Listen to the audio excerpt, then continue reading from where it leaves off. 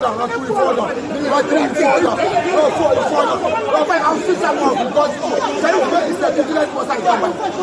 nuisance. It's a damn road. So it's a procrastination. I'm ready for this time. So I want them to find all of us come in. If you don't come in, don't watch them.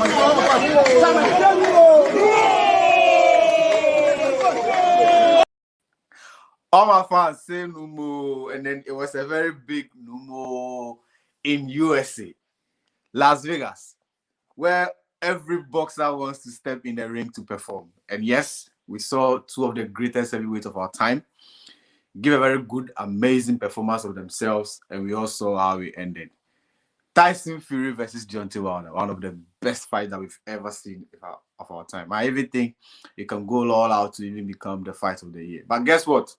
I have Daniel Soa, who was a die-hard fan, Deontay Wilder, who felt would have gone otherwise on the show. I will be talking about the fight, the way he saw it, the way the people around him saw it, because he also saw it in a very big environment. And I also tell you how my wife found it, because I also was watching it with him, and how I was sitting down shaking after the knockouts and knockout and knockdown. And eventually, round 11, Tyson Fury did his thing, and I was like, yay, we got it. But you know what?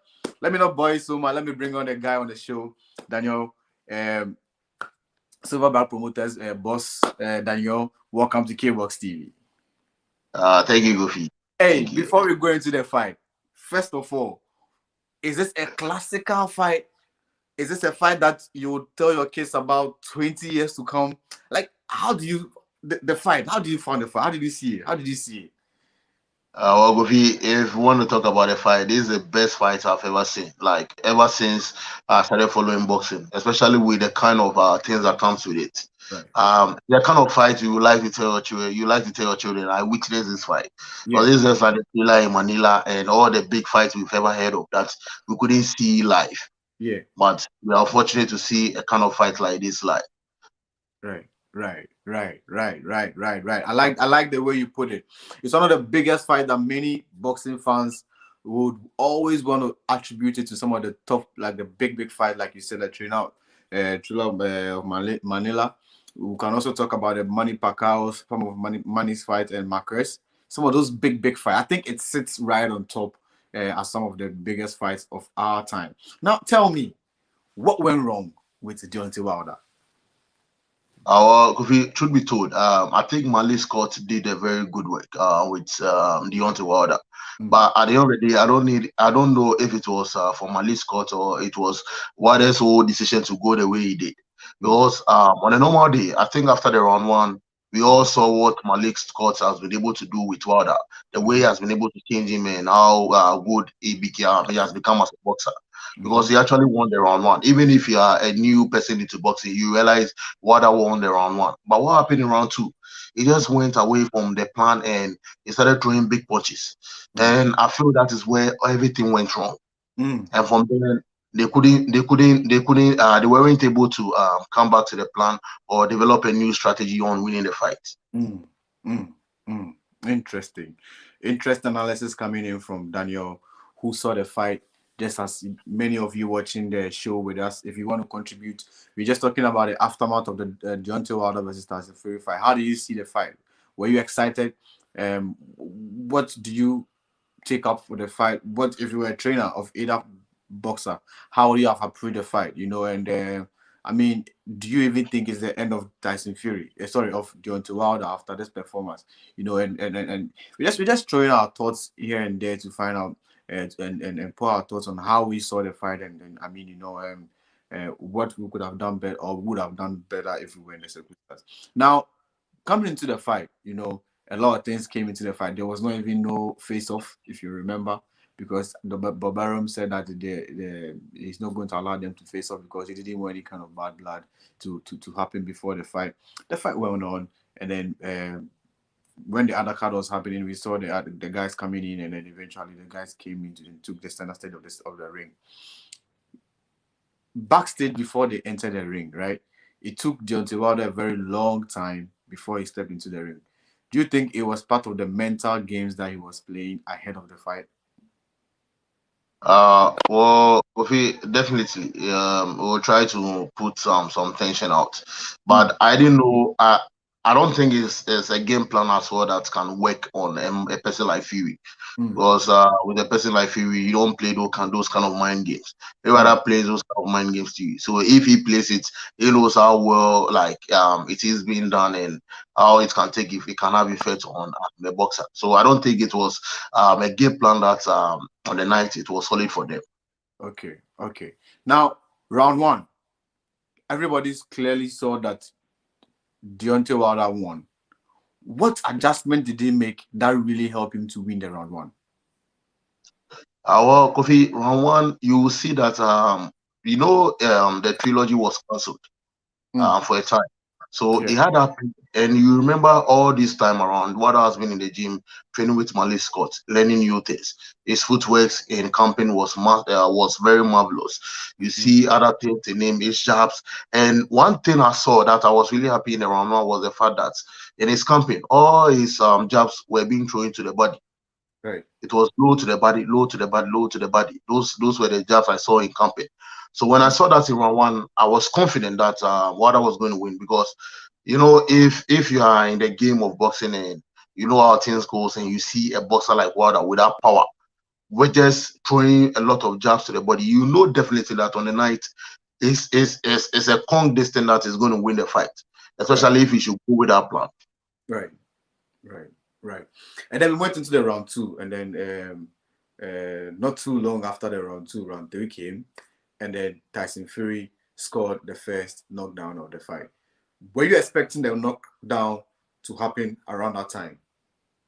Oh, no, not really. Kofi, I was expecting with the way I saw round one, I Mm, definitely knew Wilder will come in from the round seven. That's when mm, he will start throwing his big punches. But then he's going to miss a lot round. mm, But it's going to hit Fury. That's the way I was seeing it.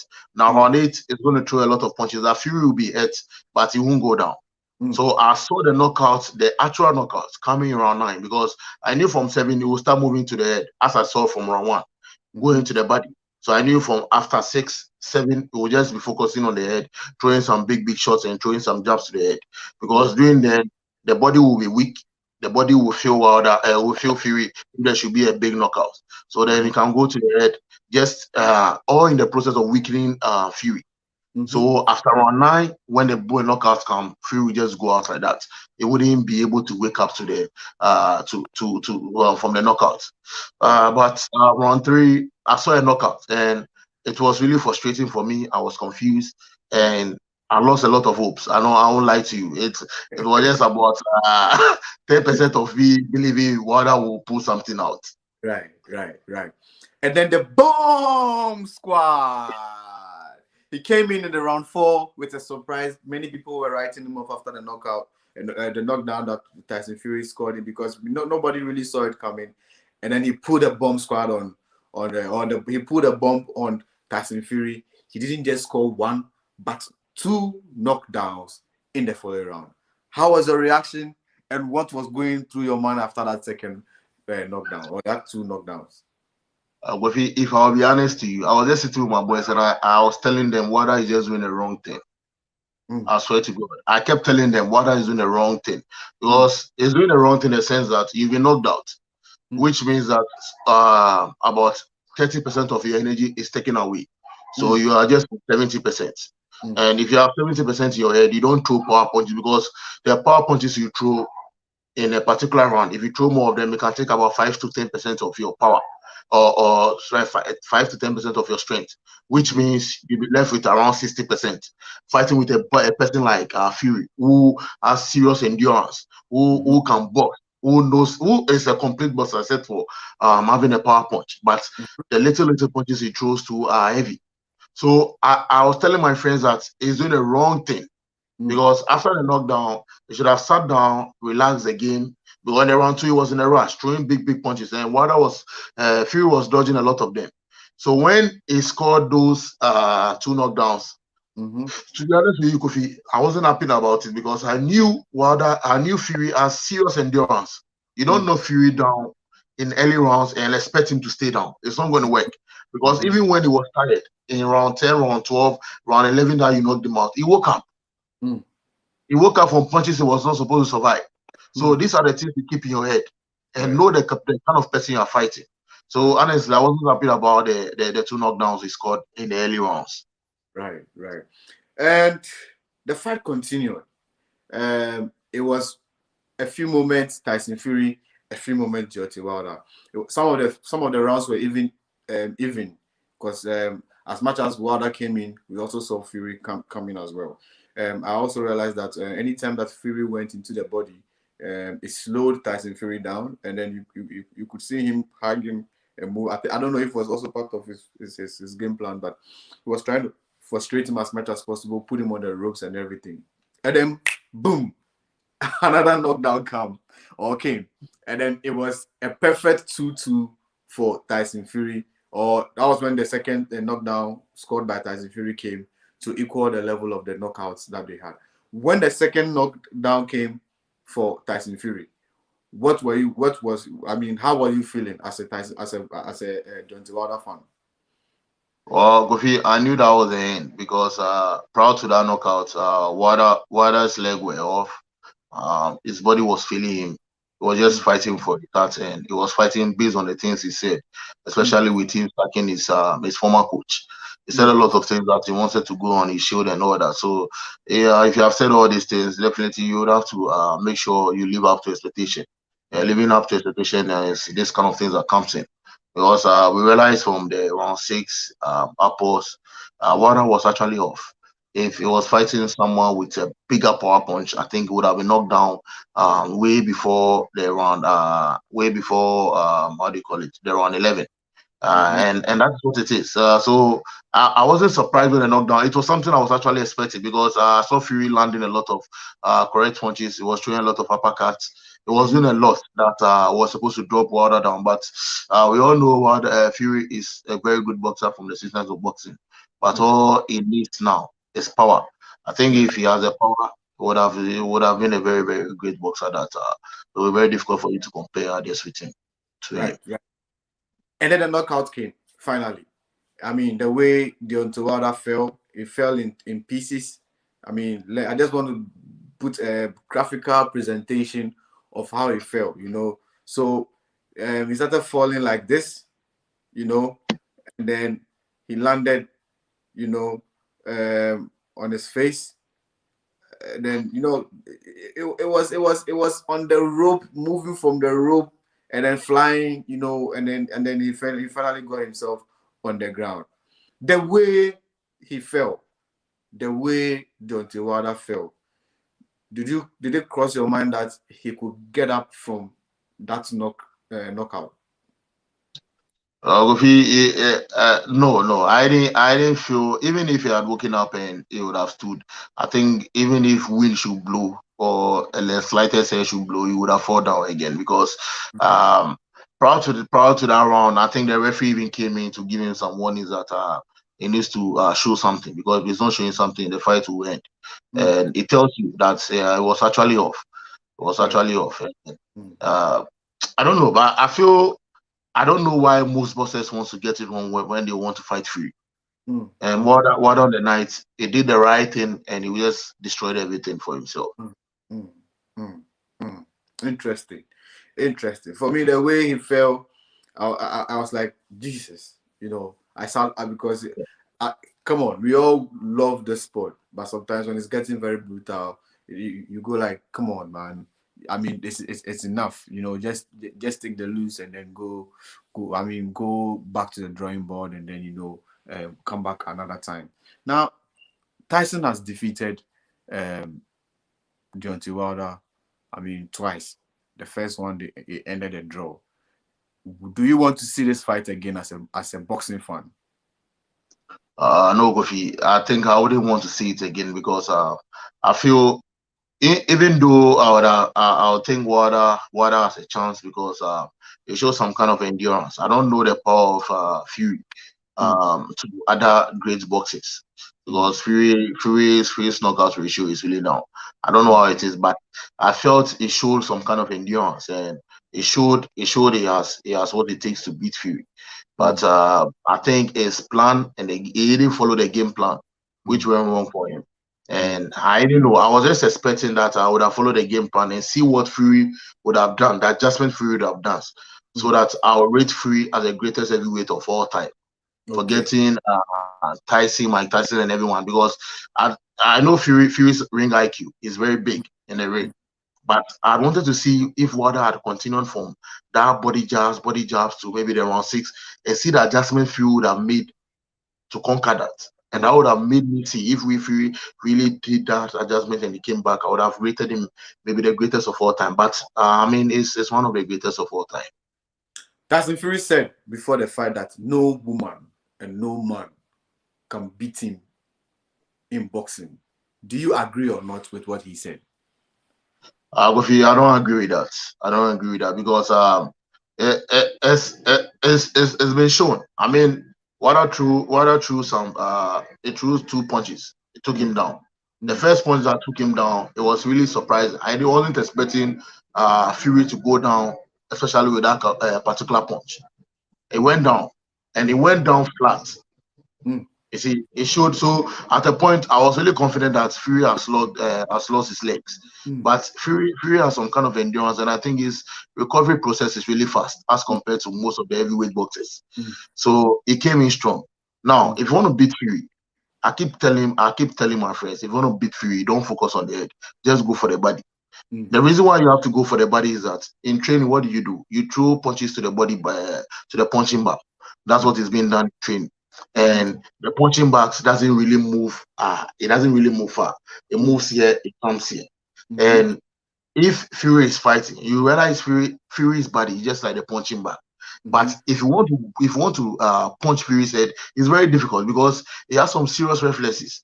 Once you throw, he's able to dodge. He will dodge a lot of your punches before you are able to land one. And in the heavyweight, the more punches you throw, the more energy you lose. If you throw about 5 killer punches, it means you are losing about 20% of your energy, which brings you to 80. So if he's also able to land maybe jabs, or is he thrown any power punch, that means that 80% of strength that you have will reduce to probably like 60%, 50%. And in a heavyweight, you can't fight on 50% because one punch can make a big difference. Exactly. So I feel if you want to beat Fury, just like how Wilder started, just focus on the body. Yours is just the body.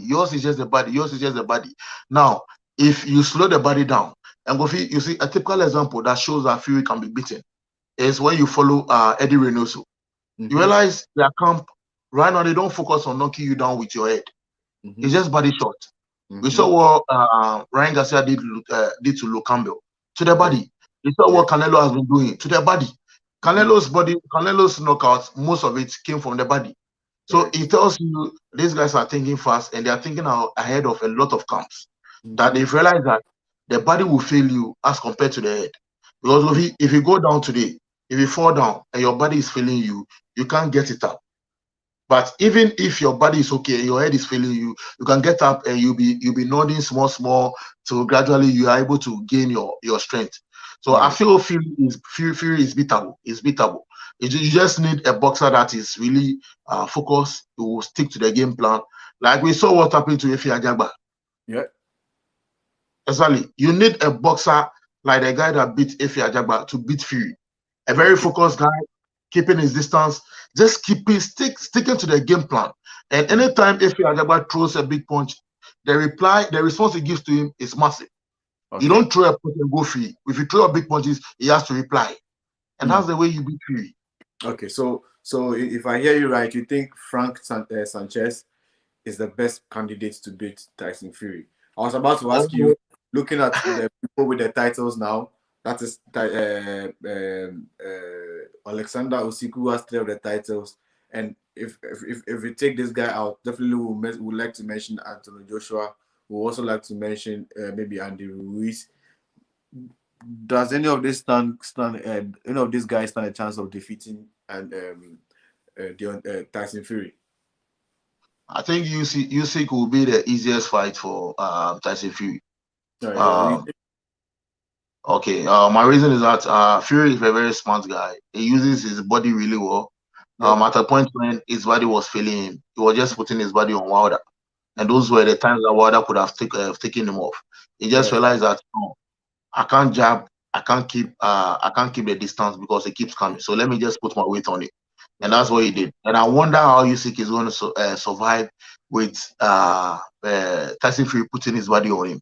Mm. And apart from that, Usyk's punches is something Fury can take because we see the big punches he takes from Wilder and he's able to start. Usyk doesn't have that power punch. So, and when you come to boxing itself, this guy is huge and he can really box. He has a reach. I wonder how many punches Usyk can be able to land on his face Mm-hmm. because his dodging ability, the defense of it is mind blowing for a very big guy like him. So I think Usyk is the easiest fight for him. Right. Now I would like to maybe look at maybe the guy Sanchez, the guy that fought Efe Ajagba. I Yes. feel that guy will have an opportunity with Fury if he should really train well. Mm-hmm. But you see, with Fury, the biggest problem when it comes to Fury is that you can have the power punch, you can have everything, but the guy can box. Yeah. Because that is what happened when he almost felt. I mean, there were some moments in the fight he felt like, hey, this guy needs to switch his game plan, and he did. He just Yeah, changed. He was trying to go for the knockout from the beginning. It wasn't working for him because that was the game plan of Deontay Wilder. So when he realized that it wasn't happening, he went to the corner. The trainers were telling him that stick to the jabs. And when he came in from round 3 going, that was when he was trying to stick to the jabs, and then he mixed it up with the power, and that is where the knockout came. And from there, when um, Deontay Wilder also scored his two knockdowns. When he went to the stool and he got up from the stool and came back to start the round, I think round 5, he stuck to the jab until he realized that Deontay Wilder was falling onto the ropes and getting tired, and then he wanted to go in, but then Deontay also showed many times that he wasn't just tired, or he wasn't tired, or he could be tired but not entirely tired. And so when he punched him, he also retaliated. He found a way of retaliating in such a way that even became like like somebody who was not even tired at all. He just came in, bounced back, and then you could even see that Tyson Fury even got back to the offense sometimes, or got back to the defense, trying to weigh him off and all that. So the style that Tyson Fury possesses is a unique one. When he has to brawl, he was giving a lot of thanks to his new trainer Stewart for helping him like get that kind of style too as well. So we already knew him to be the person who was a good boxer. Use his legs, use his hands, movements and everything. But then he's mixed it up. So now he has a better judgment of, okay, let me go in and brawl with this guy, or when he decided, okay, let me box. But I saw something weird about Fury in this fight. I mean, from round 1, yes, Deontay Wilder won, but I felt it was his. I mean, he wasn't confident from the round 1. That's what I thought, because there were some places that he got in 1-2. After going in the 1-2, then he clinched. I was like, something is wrong.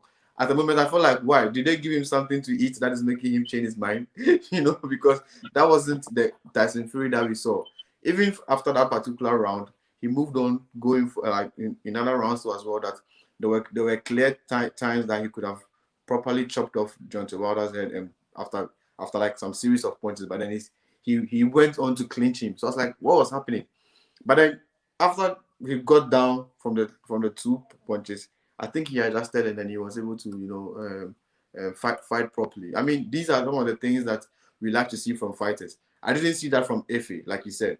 Efe was being too defensive that he couldn't use his right hand, and the guy yeah, was moving the entire time that he got Efe confused, and Efe couldn't punch, and that's what led to him. In fact, if you looked at Efe's corner, his trainer was very, very mad that he was not able to punch. But then that brings me to my question: that if there should be a fight where a boxer who moves equally like him, like you just said, faces up with each other, do you think that it would be a kind of fight that Fury will fold, or because of how we've seen him adjust in this fight, we'll be able to make a proper adjustment to also face off that whoever will be put across him.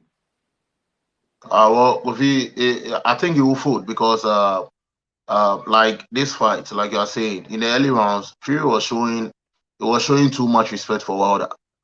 And it was too clear. So that was what gave me confidence. And I was saying, if my man is working on the jabs and into the body, and right now Fury is even showing this kind of respect, then it's a big thing for us. But at a point, you see, boxing is all about. I keep saying, apart from you working in the gym, when you come to the ring, it's about what you have here. Because we've seen it many times with boxers like AJ. When he had that mindset of winning down the Ruiz fight, he did it. And he could have easily won the same fight after he was knocked down in the first fight if his corner were able to motivate him, given that kind of mindset. So you see, the mindset is very strong. And I think Fury's team is really strong. They don't fear anything. When you look at Sugar, his coach, they don't fear anything. They are able to read a game and make a lot of adjustments. And apart from that, that fighter itself, which is a Fury, is someone who is really smart. He has a very big ring IQ. So once you talk to him, he's able to adjust fast. But I believe strongly, because you see what Sanchez did today, Kofi, what he did to Ife Ajagba, it tells you, he can really prepare squarely for Tyson Fury. Right. Yeah, can really prepare for him. Interesting. Now let me go to some of the comments coming in. Gary Selrinik says cool, and then we also had another one too from David, and then from Andy Gary said, "Oi, Bat Squad, let's hear the excuses. Wet piece out cold." But that brings me to my question: do you think Deontay Wilder will make some excuses for this lose? I don't think he has any conk excuse. I think the only excuse he can make is for him not following the game plan. That's the only excuse he can make to himself. But I think that one is up to him and his team. It has nothing to do with Fury. But see, after the fight, Fury went to his corner to try to talk to him, to show him some respect and everything. But then I think he just bullshit and made even Fury got mad. And after the fight, Fury said that he loves him. He just prays for him. If the guy wants to go, do you think Deontay's pride would cause him like severely in boxing? Exactly. His pride is something that is wrong. And Kofi, I feel, you see, you know what Fury sees the boxing. He sees the boxing game. He sees it as a play, as hobby. He doesn't take it really serious. So he's able to understand what he's supposed to do. Okay, my coach has told me I should do this. If I do this, I'm able to win the fight. Okay, let me go and do it. Listen to just follow the game plan. I know I'll be punched. If I punch, this how it hits. I know how it feels. You understand? That's the way Fury fights. But Wilder oversees himself like he's big. This is my life. No, we don't fight boxing like that. Right. We don't do boxing like that. Right. And that's what is going to cost him, because you see, throughout this fight, you see, after the fight, Fury tells him, "I love you and I pray for you," and all that. And that's truly from his heart. It's not saying it for any shaggy reasons or anything. That's what the guy feels for you. Right. He just understands the game and he's a better person when it comes to the mental game of boxing. Right. Interesting. Now let me continue some of the comments that are here with me too as well. From Eric Combedo, he said, "Wilder was frustrated and burnout due to the pre-fight events. Tyson Fury faked the COVID." Do you think that Tyson Fury faked the COVID-19? Well, honestly, I was thinking it was fake because they want to really sell the fight. Because if you were watching the undercast, you realize that the turnout wasn't that huge. Even as to before the main event, I think a big fight like as it was 4 fights to the main event, the place should have been filled up, but it wasn't really filled up. And you see, it talks about promotion and stuff. That's when he saw that you have to give respect to at the end, because at the end will make sure he fills the arena before time. So I feel, and that was what I was thinking. I feel it was a deliberate thing from both camps, just to be able to promote the fight well. Okay, all right. Just coming in from Delali of Merch Sports. He said, "What's up, you're good, man?" He said, "Kofi, this is massive. Thank you. Also coming again from Eric Commodore, he said, I mean, none of the heavyweights can beat Fury. This is what a boxing fan is saying, that he feels that no heavyweight boxer can beat Fury. But of course, you've already shared your ideas, saying that you think somebody like Hector, Frank Sanchez, the way he fights is somebody that can, Truth be told, I don't know how you people are going to think. I feel people will think it's crazy, but on the night, what they did, I'm telling you, the power of AJ. If AJ should be really side door to fight like the way he used to fight, I think he will beat the two of them out. Because at the point, Fury threw about, I can't count, many uppercuts. And you see, sometimes you need to make a lot of comparisons. Look at AJ when he fought Klitschko. AJ was bulk, it was big, it was knocked out by Klitschko by a very good point to the face, fully landed. AJ went through the recovery process and he threw an uppercut when he wasn't fully recovered. And what happened to Klitschko? Klitschko just went off. And I keep saying this thing. Look at AJ when he fought Usyk. AJ kept the distance. It wasn't landing fully. But when we're down, look at what happens to Usyk's face. It tells you the power this guy possesses. And Kofi, if AJ should fight Fury, he should fight Deontay Wilder.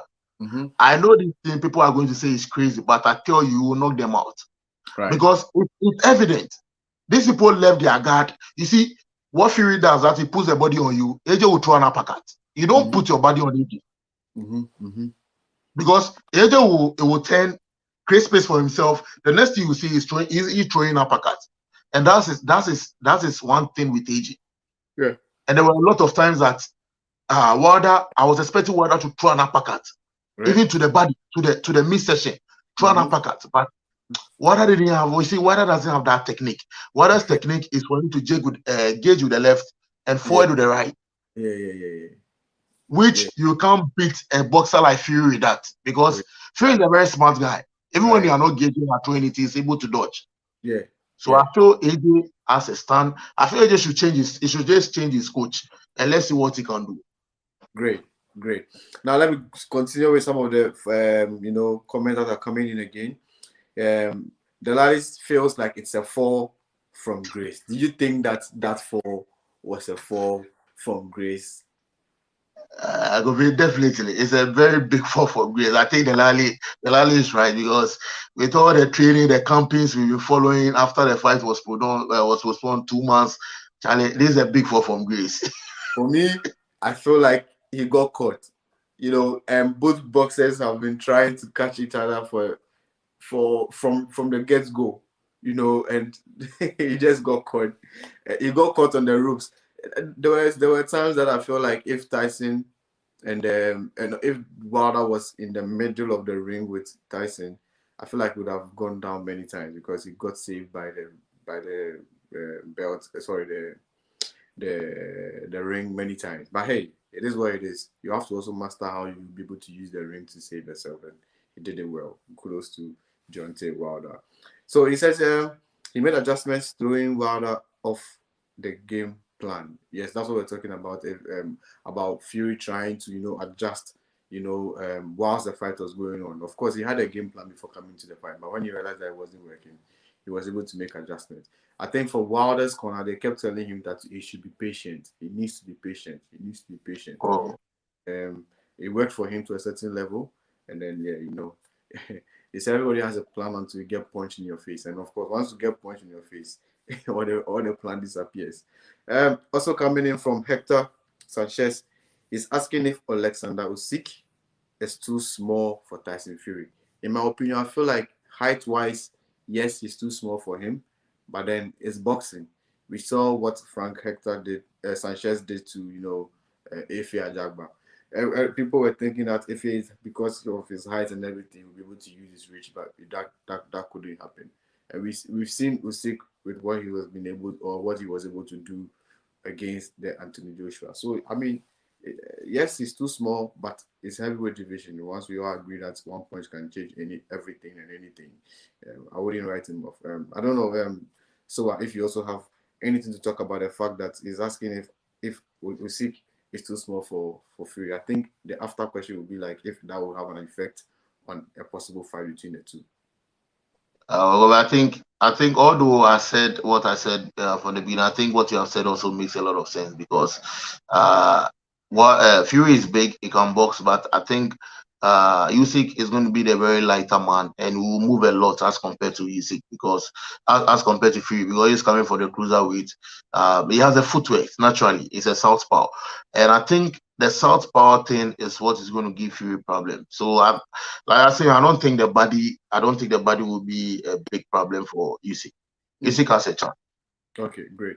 Coming in from Robinson, he says that the best boxing site ever. Thank you, the one and only designer that we have putting us on the map of the world. And also coming in from Ox, the quote, he says, Wilder came out strong, but he lost couple of hard right hands. That began to keep him off balance. Yes, he did. Yes, he didn't follow the plan, which was jab the body, and Fury looks beatable. Okay, great. So I mean, it's a lot of things that he said. He said Wilder came out strong, but he lost a couple of hard right hands, and then began to keep off balance. And yes, he didn't follow the game plan, which was the jab the body, and then Fury looked beatable. I think what Ox has said here, a lot of it are true. The fact that the game plan he deviated from it. But I think maybe he saw an opportunity. He saw an opportunity that if I've been able to knock him down, maybe I stand a chance of properly taking him out cold. Because don't forget, coming into this fight, both of them were saying that, I mean, they would knock each other down. So I think, for me, I expected a lot of heavy punches, and that is what the fight that we saw is a true reflection of the build up to the fight, and they executed it perfectly well. Now, my question that I want to ask you, Sua, where do Deontay Wilder go from here? Well, I think Deontay still has an opportunity because for you to fight a boxer like Fury and secure two knockdowns, I think he has an opportunity. He can either take. I don't think WBC will make a fight for him and Dillian White. Dillian will be chasing Fury for his mandate. His mandatory. No, but I feel Wada can take it probably for maybe Derek Chisora. Chisora is a very good boxer, which that fight can happen in the UK, and I think it will make a lot of millions because I don't think Wada has fought in the UK before. It's an opportunity for him to go there because the fight he can actually win. Now, after taking Del Boy, he can actually take maybe a lighter fight again. Maybe I don't know how Dylan White and this thing will go, but if Dylan White and your man and Fury's fight goes and maybe he lose, he can also beat Dylan White. And that's all those are statements to Fury that we can make the fourth fight. Let's call for the fourth fight because other people you have beaten, I'm beating them as well. And apart from that, I think the last big fight that we are going to see is him facing AJ because I think that fight must happen. But AJ now is focusing on his rematch with Usyk, and so they are on different paths. So in as much AJ is trying to see glory again, Wilder shouldn't lose hope. He shouldn't end boxing from here. He should focus on redefining himself, getting into the ranks again because there are a lot of heavyweight boxers he can beat. You just focus on that and get up again. Right. How do you think the Euphoria will be when Tyson Fury land the UK with the title and with the victory that he secured in US? I think Fury has won a lot of US fans. He has won a lot of African fans, and if he's winning all these fans from other countries, I tell you, once he lands in the UK, it's a pride of the UK now, and he has shown something that I think Lennox and other heavyweight greats in the Britain will all bow to him because it's still unbeaten, and he went to the US. He doesn't dodge any fight. I think he has confidence. He fights, he goes in all out. And when you look at all the things, I think he's a complete fighter. Apart from the fact that he doesn't have that heavy punch we need in the heavyweight. Once he gets to the UK, he's a pride of the UK because AJ failed him. they all put their trust and everything in AJ. I think the networks and everybody was behind AJ, and AJ has failed it. So you have another hero that I think he has done so much for. It's a great ambassador for the sports of boxing, especially if you want to think deep and you want to learn boxing. I think you can pick a lot of things from Tyson Fury. Right, great. Before I let you go, I want to remind our followers that you're watching Kbox TV live. If you haven't subscribed to our YouTube, please, our YouTube link is in our description below. Make sure you click in there to go subscribe, so that anytime we come on here, you'll be able to get notified on our live. There's a show coming up in Ghana, and ASPA Promotions event, which is going to come up at the La Palm Royal Beach, that you should also be looking forward to. It will feature the likes of Robert Quay and then Nukai. They already gave us a very fantastic boxer presser last Tuesday at the La Palm Royal Beach, which was so nice. We saw how Nukai told, I mean, Robert Quay to forget about him winning because he's not coming all the way from a flower to win and all that, you know. So he said these are the card that this is the card which is happening in Ghana this particular weekend. And so you still can stay on Kbox TV, where we'll bring you a live coverage of this event, you know, as we've always done. And today too, you know, we saw the return of some of the fantastic players or fighters in Ghana, including Manu Planche, you know, and we also saw the return of Patrick Alote. You know, he secured victory very beautifully, and he's getting himself lined up for possible or bigger opportunities in the future. You know, and so yeah, that's what's happening locally. There was a whole show that was happening in Ghana too as well, just like when the Fury fight was coming on, and then so we have some new winners, and you know, we'll get the videos ready and then we'll post them on our YouTube. So please, if you haven't subscribed to our YouTube, make sure you get the link in our this particular video description. Go there, go subscribe. We'll be uploading all the videos of the fight that happened today in Ghana right there for you to see too as well. Now, so before you go, I mean your overall, you know, summary of everything, and then before we sign out. I think Fury has done well. I think his boxing IQ has been great, especially with a boxer like Deontay Wilder, who has one power punch. I heard Bob Byram saying something that Wilder's power punch is just like a gun. So, in as much Fury is going there, they must be careful. And all these things, I feel if it was AJ, it would have slowed him down mentally. Right. But Fury didn't back down. And like I'm saying, today Fury has shown something, especially with this particular fight. He has Mm-hmm. shown that if you're a boxer, marketing wise, you can learn something from him. Right. Mentally, you can learn something from him. Not Mm-hmm. giving up your life, you can learn something from him. He's been a great ambassador for the sports. And the fact that he was done with the fight and he told Fury that he loves him, the fact that AJ lost and he was giving some kind words to AJ, it tells you this guy, he just knows the game. Anything he says, if he take it serious, it's just up to you.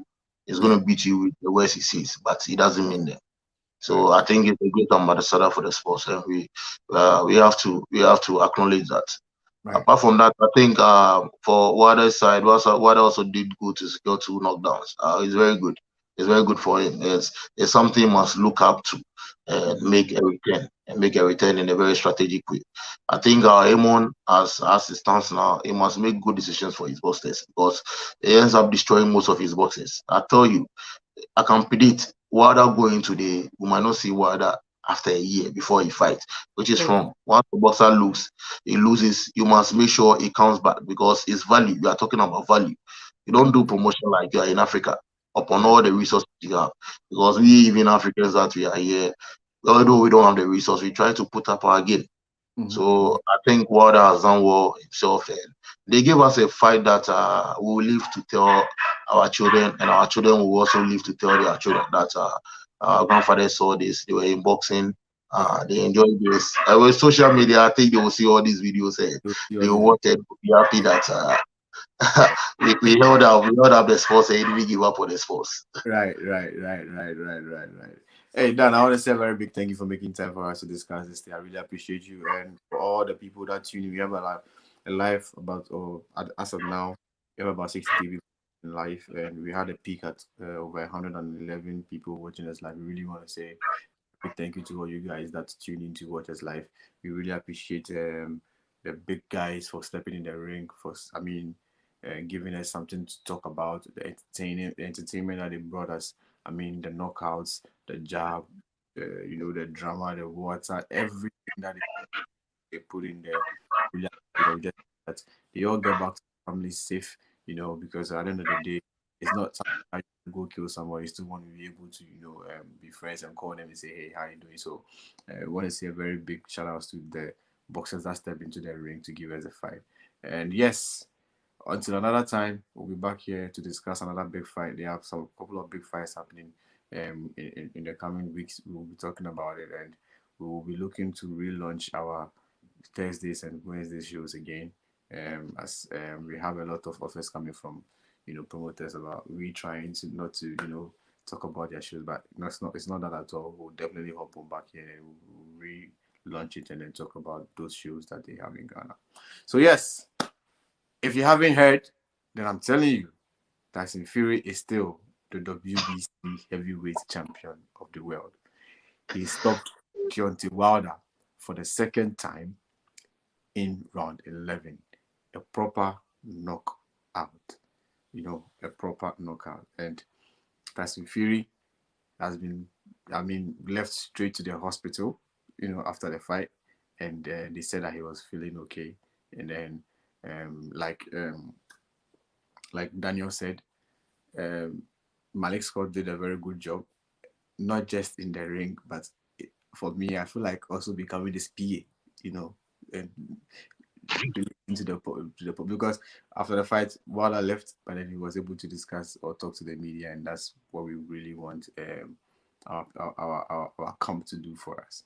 So yes, like I said, if you haven't heard, then Tyson Fury is still the WBC heavyweight champion of the world. I don't see anybody who can fight him now, but I live to see. I would like to watch this fight again as compared to what I saw, Usyk versus Joshua.